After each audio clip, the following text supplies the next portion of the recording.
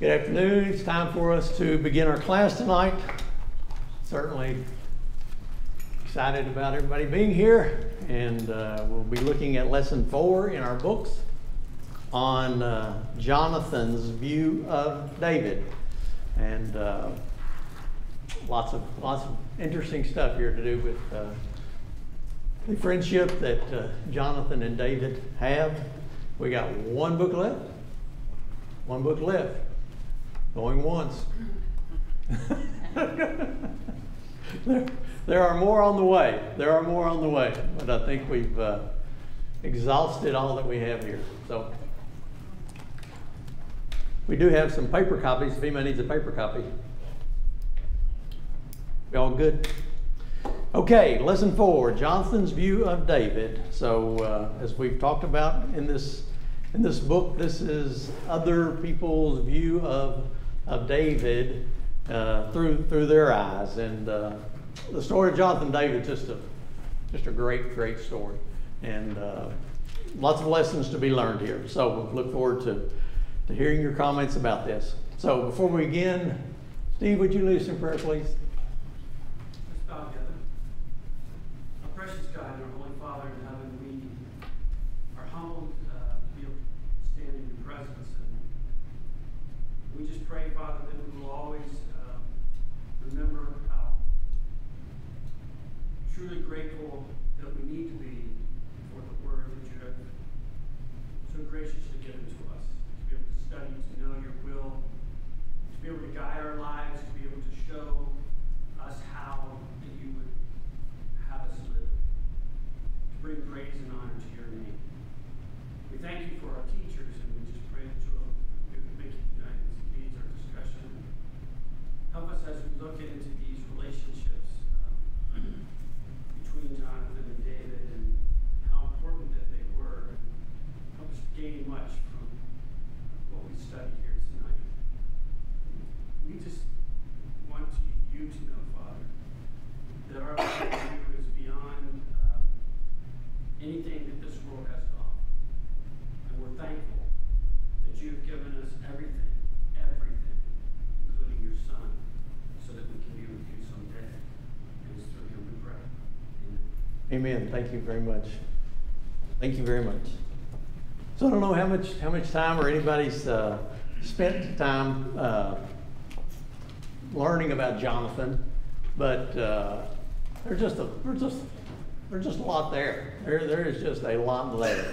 The memory verse says, "And Jonathan made David swear again by his love for him, and he loved him as he loved his own soul." And we'll talk about that love that Jonathan has for David and David for Jonathan. And so the header there says a loyal friendship. So that's kind of what we're going to talk about tonight, this friendship that Jonathan and David had for each other.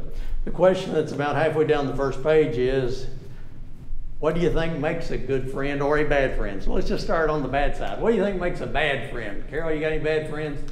No. Not going to associate with a bad friend, huh? No, I do not. No bad friends. No. Well, what would make a friend bad? Shallow people that don't listen. And really, I mean, they're your friend when you're with them, but they don't think about you later. Okay, a shallow person who Yeah. thinks only of themselves, Yeah. and if you had an issue, they would not be there No. in any way to help you. Any other comments on that? What makes for somebody? Yes, sir. People who stab you in the back and look at you right in the face and smile at you. Okay, so a two-faced person, a hypocrite. That's pretty good. Yeah, two-faced person. Yeah, we don't want to have that kind of a friend. And but what about on the other side? What makes a good friend?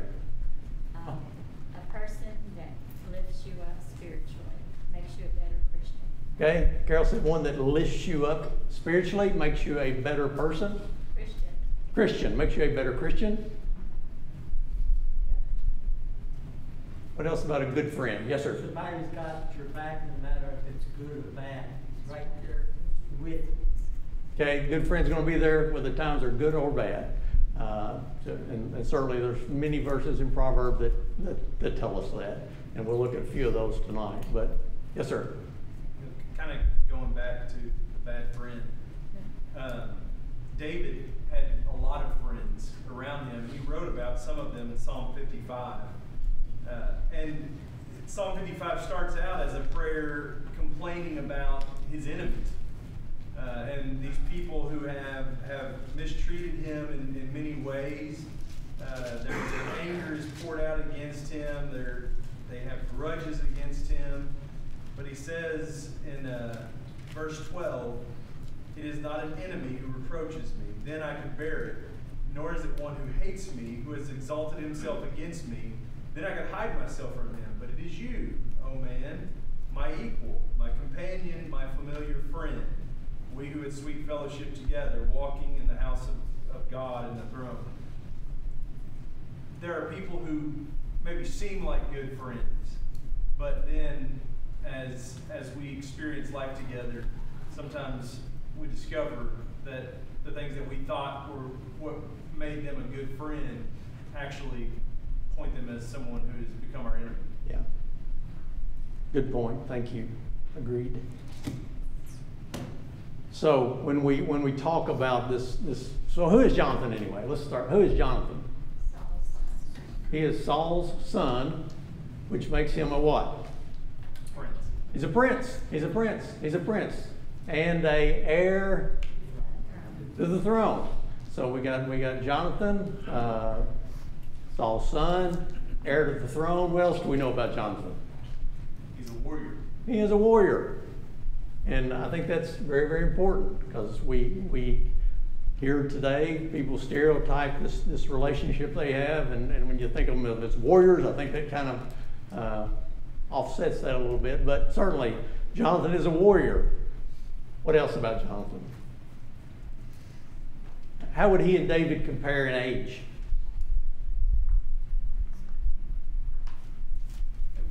Likely they were closer than Saul and David. That's very insightful.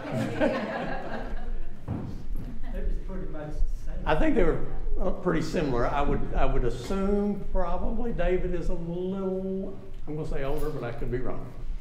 John, help me out. Jonathan, I think, was the oldest son of Saul. Saul had multiple sons.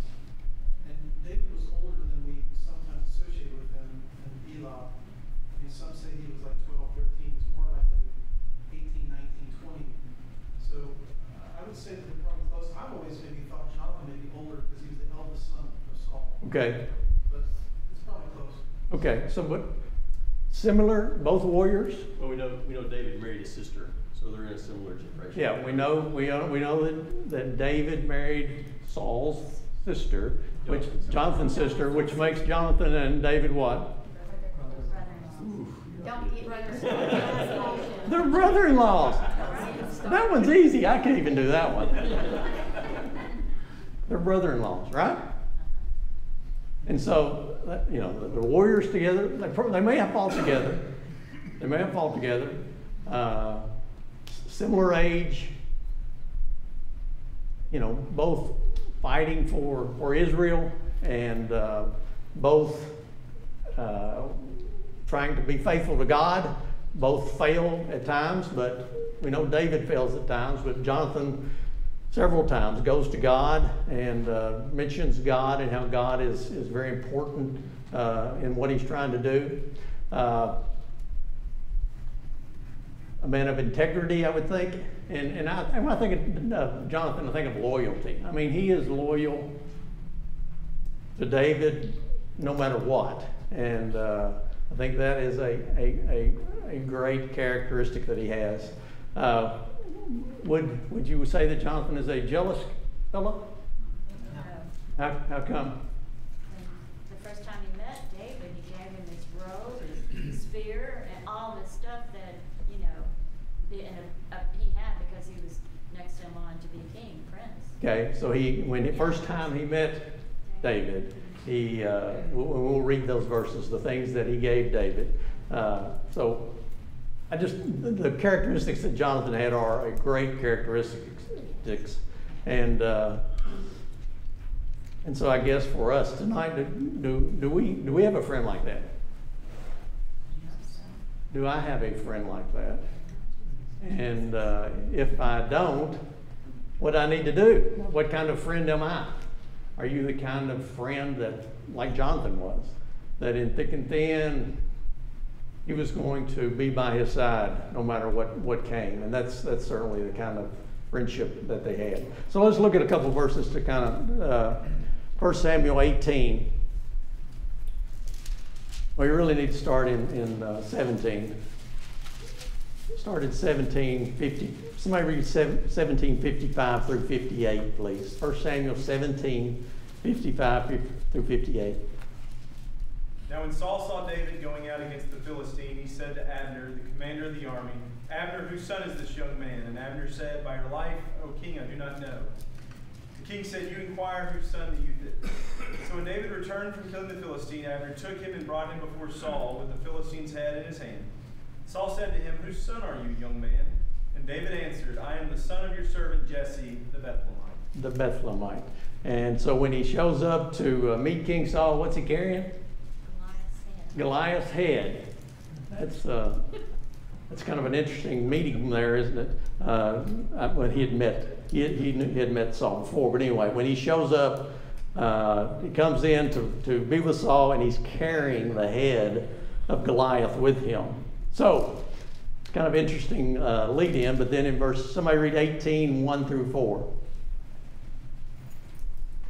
And it came to pass when he has made an end of speaking unto Saul, that the sound of Jonathan was knit with the soul of David, and Jonathan loved him as his own soul.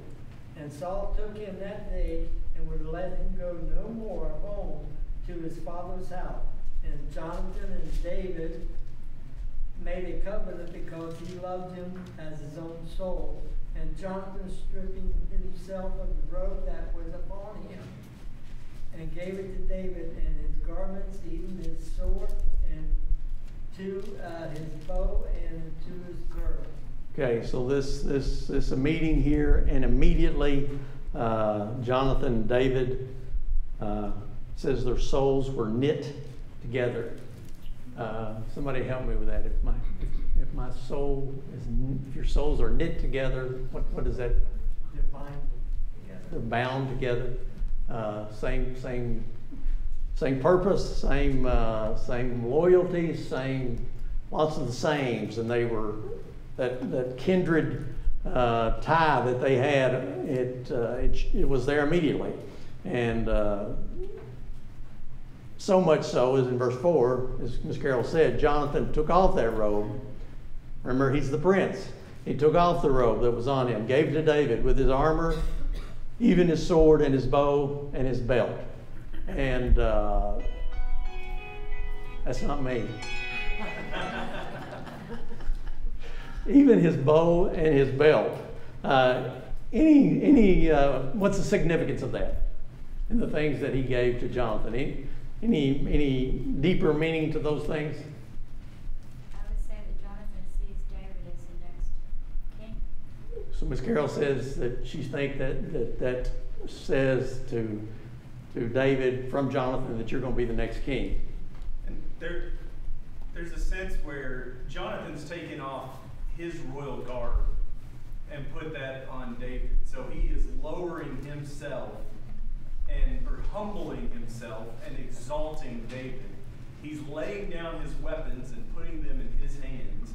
So he is opening himself. It's just the idea of complete transparency and submission in this friendship. That it's not about a contest. It's not about competition. It's about my love for you and my desire for the betterment of your life. Okay, very good. I certainly agree with that. And the fact of the situation, I mean, Jonathan is the prince. He's giving up all that would be coming to him. Yes, sir. It reminds me a little bit of the language in the parable of the prodigal son, when he returns and his father puts the robe on him and does all these things, symbolizing that he's restoring him to his rightful place in his father's house. Okay. And and that he's not just gonna be a servant, but he's going to be a full-fledged member of the household. And Jonathan is doing similar things here, greater things even, in that he's sort of, as Kyle said, taking off, you know, what's rightfully his and giving it to David. There's sort of that similar idea almost of him being adopted into this house, even though Saul maybe wouldn't have quite appreciate that way. No. But Jonathan, I think, certainly is adopting him as his brother at the very least, if not replacing himself as, you know, the heir. Yeah, very good. I think that we probably assume, and the people probably would have assumed that Jonathan would have been maybe the next king, but I don't think there's any evidence that that's what God ever had in mind. Okay. And maybe Jonathan recognized that and had respect for God. I mean, there's literally been no succession to a son in the history of Israel as a king. I mean, Saul was the first one. There was no pattern. So, and it wasn't, I don't think you can find anywhere where God says to Saul, kingdom's going to be in your house forever, or anything of that sort. In fact, I think he says the opposite. Kingdom's not going to be in your house forever. But so anyway, I think maybe it speaks a little bit. Did Jonathan know that David had been anointed? Was this a submission to God as much as it was kind of a... Yeah, I had that question, but thank you. I had that question. Did Jonathan know that David had already been anointed? I struggle with that. John, you say you think? I think, Dale, I think that he must know, and I think that this is a submission to God's will as much as it is a covenant of loyalty, which they make. They actually make a authentic, true covenant together. And talking about Jonathan's plans, I think that 1 Samuel 23:17 gives maybe a perspective of what he envisioned. 1 Samuel 23:17, don't be afraid, my father Saul will not lay hand on you. You will be king, and I will be second to you. Yes. I think that paints a picture of Jonathan's vision of submitting to him, number one, but I think that he envisions David leading a kingdom that would be united, and he would be a part of that. And I think that's... Right, thank you. So the comment was made, if you didn't hear it, that Jonathan envisions David being the leader of Israel, and him being, as he said, second in command. He would be there to help David in leading.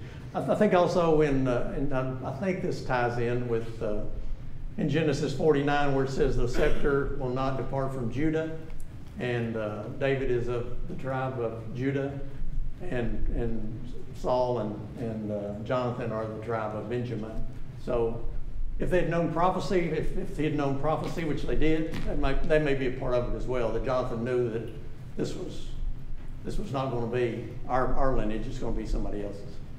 I don't know how many of those prophets that were contemporary to that prophecy actually fully understood that. Yeah. I doubt that he put those pieces together. Okay. I could be wrong. Okay.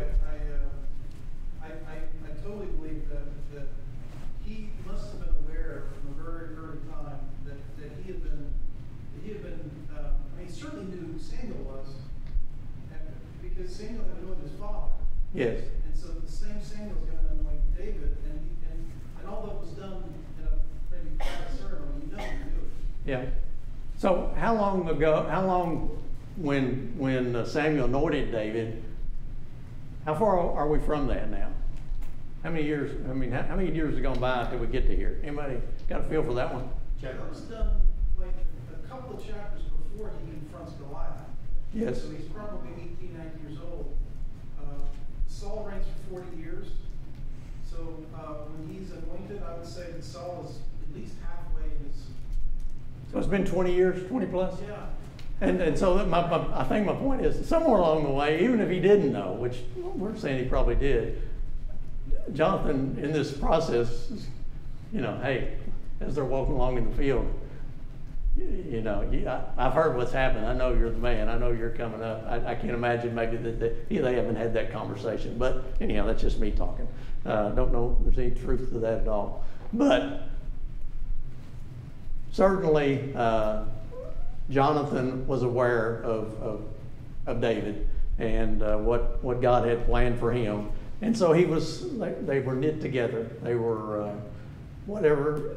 And Jonathan's just the opposite of his dad. Saul is,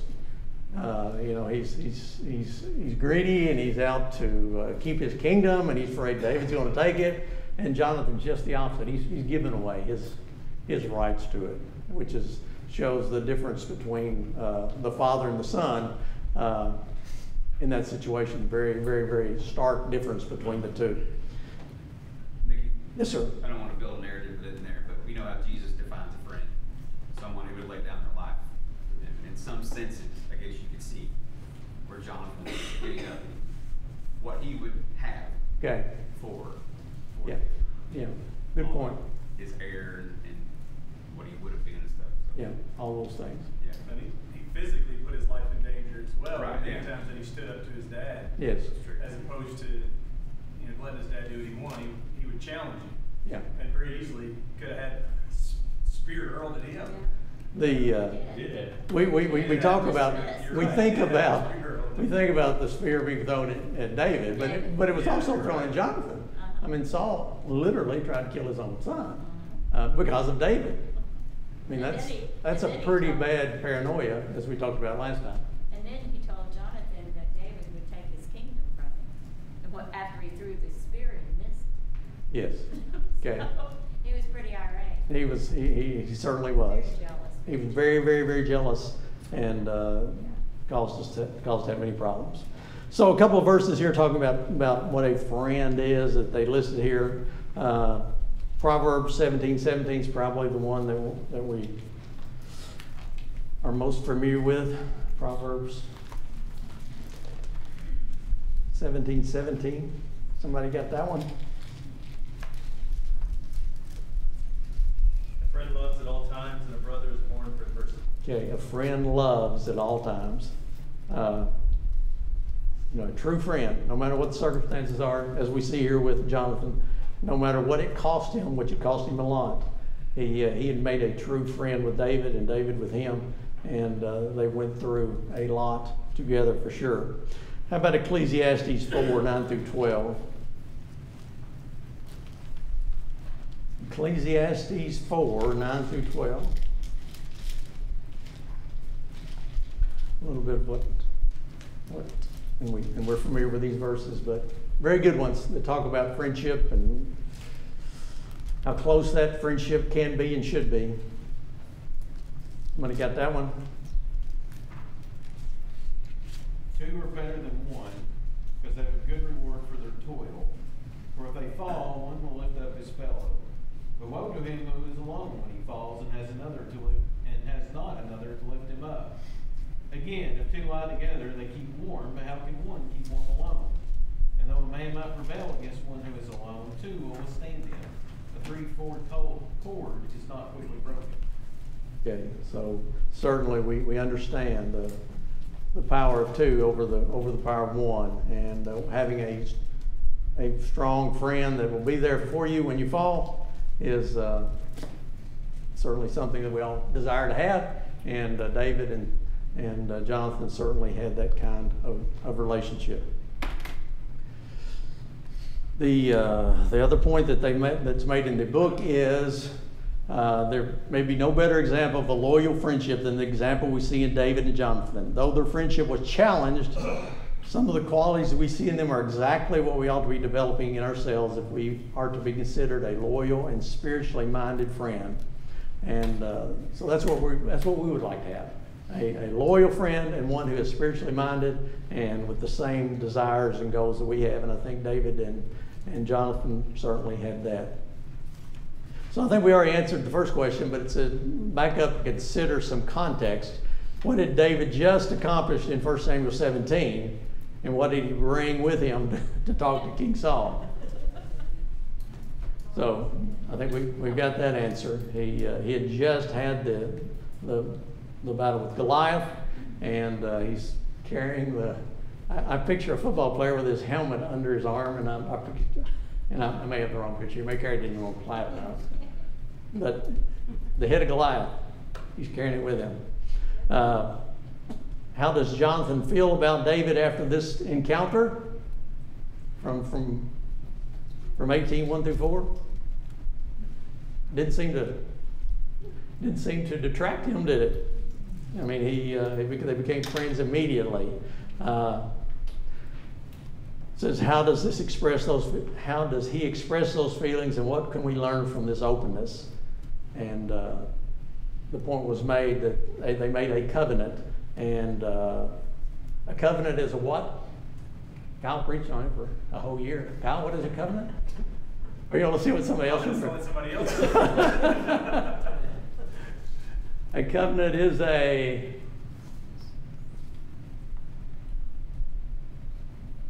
Was that a contract and an agreement, and then didn't they literally at times cut their hand across there and the other, and they'd hold hands and they'd make it a binding blood contract. Sometimes they cut an animal. Okay. Cut an animal in half, and it carries with it. And I think that word knit probably is closer. His soul was knit to David's.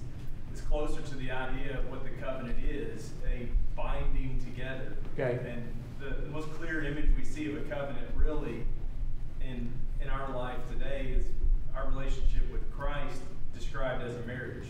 He is the groom, we are the bride. And so that the sense that they were joined together in that level of trust, even intimacy, a just very rich relationship that is born out of these two.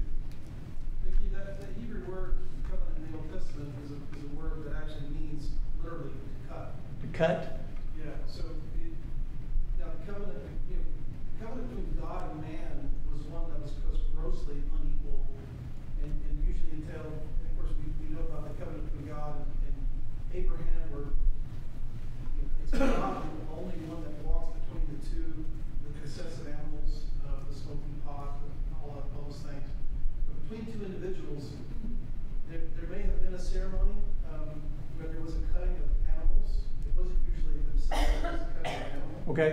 And the covenant meant that if I break this covenant, may what happened to this animal that was cut in two happen to me. Okay. So that was the Old Testament idea of covenant, very different from ours.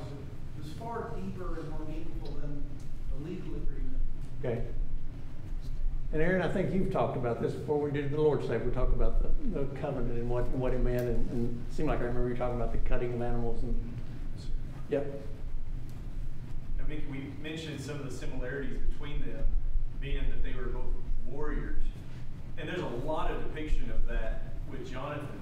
Really, the only thing we have to go off of David as a warrior is just this one event. We know that he admits that he's fought animals before, but our primary description of David would not be man of war, but man of sheep.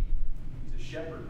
At this point, is that what you're saying? At this point, yeah. Okay. So you look at this covenant friendship, they do not have the similarities that we generally look for in our friendships today. If I want to be that close to someone, we better agree on everything. We have the same sports teams that we like. We think about politics the same way. We have the same favorite, you name it. We're the exact same people. David and Jonathan are very different people. You know, one's been raised in the palace and the other one's been raised in the field. And so it's really interesting that the moment that we get introduced to them and this relationship is not based upon their similarities, but based upon the words of David, as he talks about his family. And prior to that, we would imagine Jonathan maybe heard him talking about his faithfulness, that God will get us through this. And so it seems like David's character, and especially maybe his character of loyalty to God and to those that are important to him, seem to be what Jonathan builds this on, that he hears that and goes, that's a friend. Yeah. That's someone I want to be close to. Okay. Thank you. We, if you're reading on in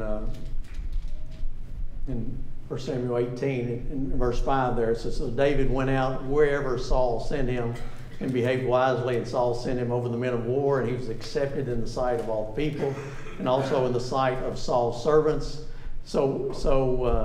And then we get the story of where the women are singing songs and dancing, and Saul has slain his thousands and David his 10,000s, and we get that anger that we talked about last time.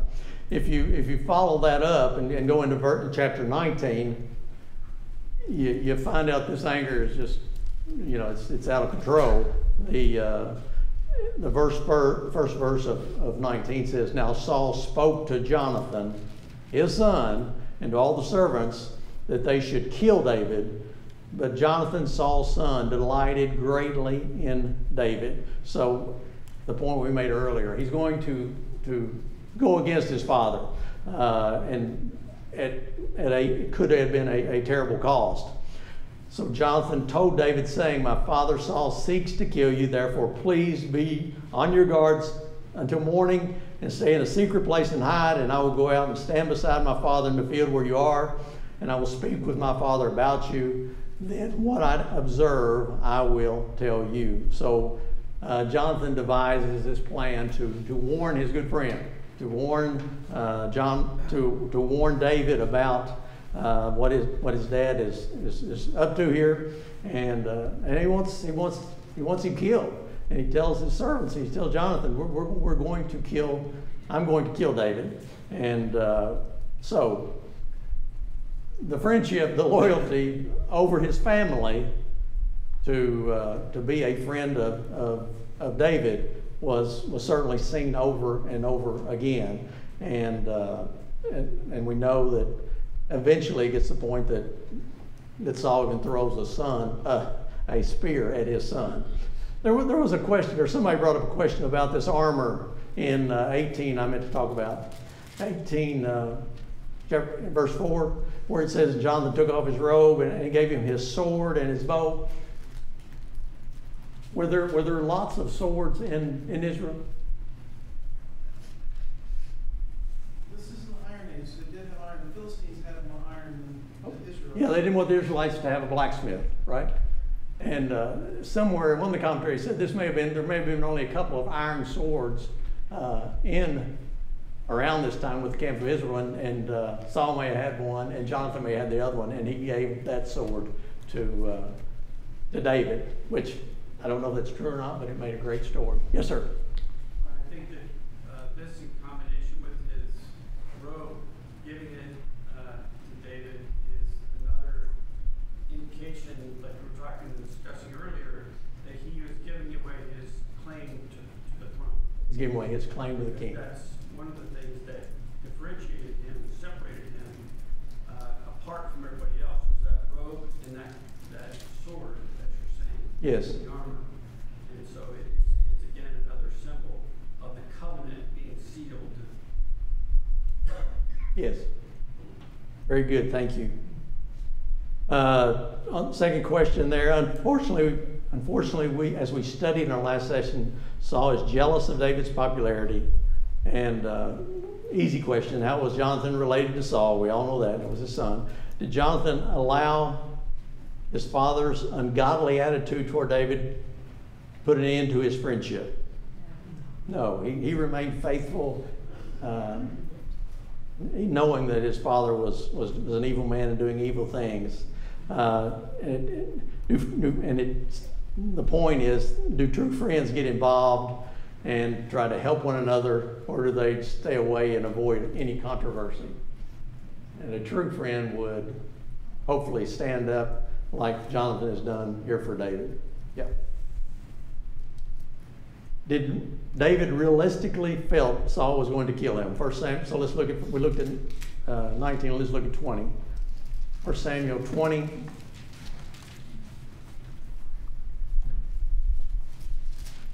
Somebody want to read 1 through 4, please?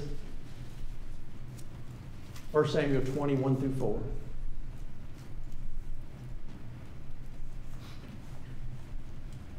David fled from Naioth and Ramah, and came and said before Jonathan, "What have I done? What is thy mine iniquity? And what is my sin before thy father? He seeks my life."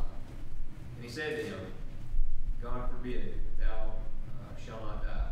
Behold, my Father will do nothing, either great or small, that he will show it to me.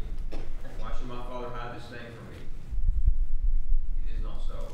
David swore moreover and said, Thy Father certainly knows that I have found grace in thine eyes. And he said, Let not Jonathan know this, lest he be grieved. But truly as the Lord lives, as thy soul lives, there is but steadfast in being dead. Then said Jonathan unto David, Whatsoever thy soul desires, I will even do it for you. So we see there that David was sure that Saul was going to get him. Jonathan kind of took a little bit of grace toward his dad, said, no, that's not going to happen. I know everything my dad's doing, and he won't hide that from me. But David was certain. Your father knows that I have found favor in your eyes, and there's just a step between me and death. So David was certainly convinced that Saul was out to get him, and was trying to express that fact further to Jonathan. And if you reading on in that chapter, in verse 20 is where Saul casts the spear at Jonathan. So it says, by which Jonathan knew that it was determined by his father to kill David. I would think so. If he's going to kill his son, I'm confident he was going to be after David as well. This there's some language that Jonathan uses in my mind that I just thought was really, really good. 1 Samuel 14 and verse 6.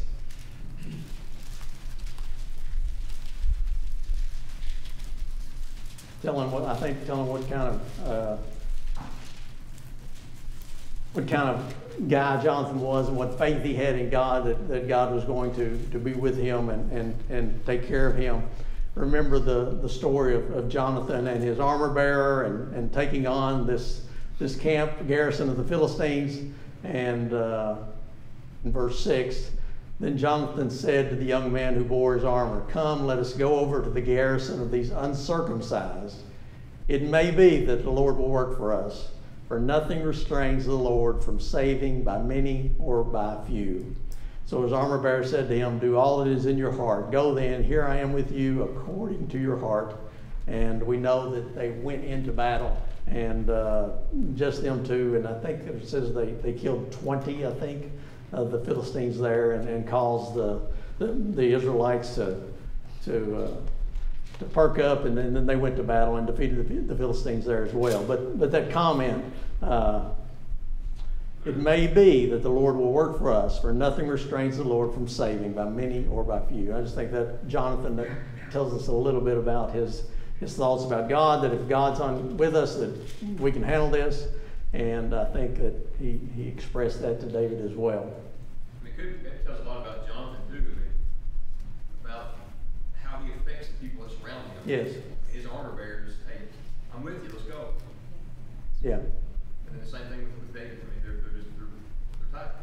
And then the 1 Samuel 23:17 verse, the one that John pointed out, where it says that you are going to be the king, and I'm going to be with you. I'm going to be your second in command. But just the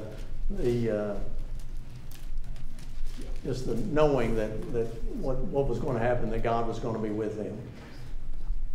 Another point that I was going to try to make was that when we talk about this love that Jonathan and David had, a lot of people, like if you look at commentaries or different things today, they want to lead that into some kind of a homosexual relationship. And there are many reasons why I would say that's certainly as false as it can be. But we have to kind of understand that it's a different time, and I hate to use that, but it was a different time. How many wives did David have?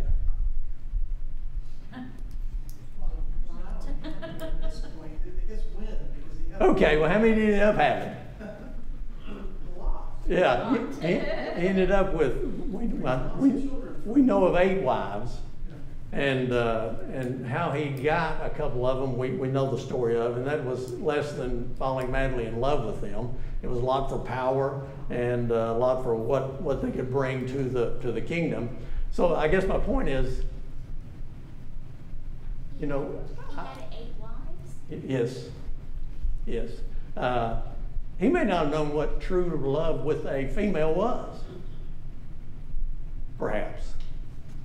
Jonathan was a husband and father too. Yeah, and Jonathan, we know he had a child. Yeah. Yeah. We don't know what his wife's name was, but we do know Mephibosheth, and I can almost say that, Mephibosheth. And Mephibosheth plays a big important role in this. And how is that, John? How's that coming? David's covenant with Jonathan really comes to fruition when he looks after Jonathan's son. He remains loyal to that family, to Jonathan's family forever. Right. And it's Less than going 12. to allow Mephibosheth to live in the palace. Okay. Yeah, this Mephibosheth was the son of Jonathan, so we know that Jonathan had a son, so that kind of, and all the wives and all the children that David had kind of, plus all the verses in the Bible that talk about homosexuality, kind of, you know. That's a gross misinterpretation. Very badly. Lack of understanding of historical context. 100%. Yeah, just not. Yeah. But the friendship that David and Jonathan had, and that covenant relationship they had, where David told him he would take care of his family into the future, and certainly Mephibosheth comes along, and he is what's his character? What's he got that they always won't talk about? He's lame. I don't know why they can bring that up. Every time they bring up his name, they say he's lame. Had to be taken care of. Had to be taken care of. Okay. And later, I've got the verse rolled down here, but it talks about that David brought him in and fed him with when he was part of the family. He really was part of the family. So that strong relationship that Jonathan and David had continued for at least a couple of generations. So I think that tells a lot about that relationship that Jonathan and David had. Mickey, can I ask you a question? Yes, sir. Give me your thoughts on Jonathan and his brothers following his father to Mount Gilboa. I mean, really almost a sure death situation, knowing his father had probably gone to Endor and all of that. That's the hard thing I have a hard time reconciling is John knows that his father's completely out of touch with reality. And yet he goes to battle and he dies. Yeah. What seems to be just a horrendous death. What's your take on that? I don't understand why he would do that. Yeah. Other than his loyalty to his father still. Yeah, that's the only thing that to John's point. And Saul and Jonathan died together in a battle. And the question is, why was Jonathan there? Why would he go with Saul to a battle that looked like it was going to be a disaster? And Saul and his 2 sons die there. And John, just different things I looked at said almost made it a fallacy on Jonathan's character that he would go with Saul in that situation when he could have stayed with David and not been in that position. I think part of the, ultimately I don't guess we can know, but that he is loyal to his family. That's one of the first things we see him connecting with David over is, this is my family, this is my father, this is a depiction of who I am. And Jonathan likely had a very similar, my dad is wrong in many ways, but that is my dad. But also, we've also heard him already say, you don't need an army for God to be victorious. If God is with us, I don't know that it maybe is a slight on Jonathan's character so much as it is a slight on Saul's character. And Jonathan just decides, God has brought us through difficult times in the past. We're going to go and be with our father. Thank you. I didn't get to the 2 Samuel, the song that David had these folks singing and learning. And at the end, verses 25 and 26, where it says, I'm distressed for you, my brother. You have been pleasant to me. Your love to me was wonderful, surpassing the love of women. How the mighty have fallen and the weapons of war perished. That is a great eulogy there that's being preached by David for Saul and for Solomon. So that's very interesting there. Okay, thank you very much. We go on to who we on next time. Luke's got us about Achish of Gath's view of David. Okay, very good. Thank you.